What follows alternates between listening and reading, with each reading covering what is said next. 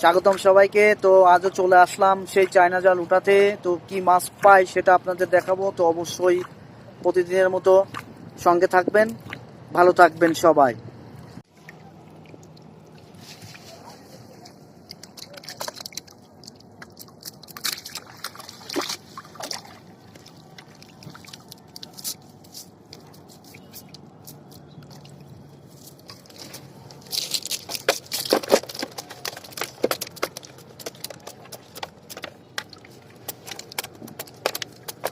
এরকম সাইজের চিংড়ি আসলেও ভালো হতো। সাইজে বেশ বড় সড়ো চিংড়ি দেখতে পাচ্ছেন বন্ধুরা।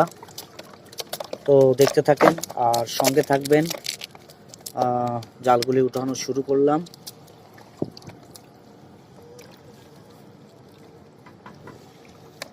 তো বন্ধুরা, এই জালটাতে মাছ আসছে। তো এরকম মাছ আসলে আমাদেরই খুব ভালো লাগে।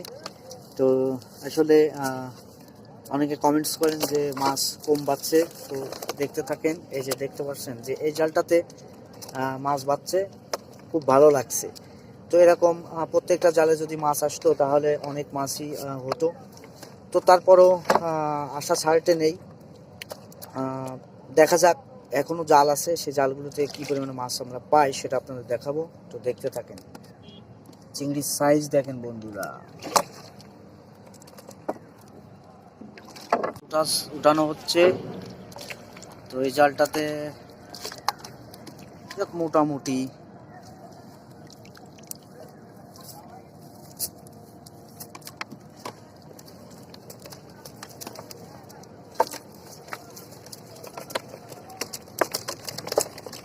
বড় একটা ফাইসা মাছ বাড়ছে বন্ধুরা। তো বন্ধুরা, এটা তো মাছ বাড়ছে। তো এটা কি মাছ?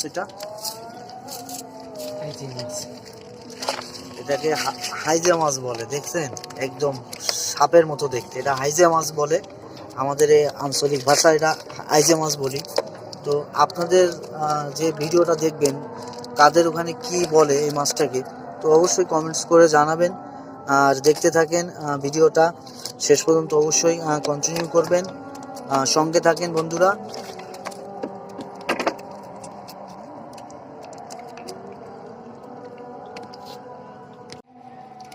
একদম লাইন বাই লাইন জালগুলি পাতা রয়েছে। তো এই ক্যানেল ধরে জালগুলি পাতা। তো জালগুলি উঠানো হচ্ছে, তো এক এক করে উঠানো হচ্ছে। তো দেখতে থাকেন বন্ধুরা। আজকে শুধু চিংড়ি মাছ, বেলে মাছ দেখছেন বন্ধুরা, একদম নদীর মাছ, তরতাজা মাছ। তো বন্ধুরা, এই জালটাতেও ভালো মাছ আসছে। তো দেখতে থাকেন।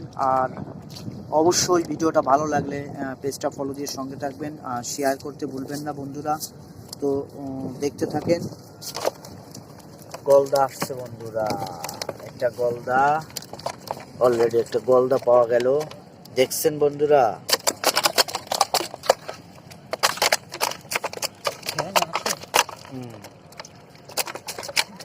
লাফালাফি করছে বন্ধু।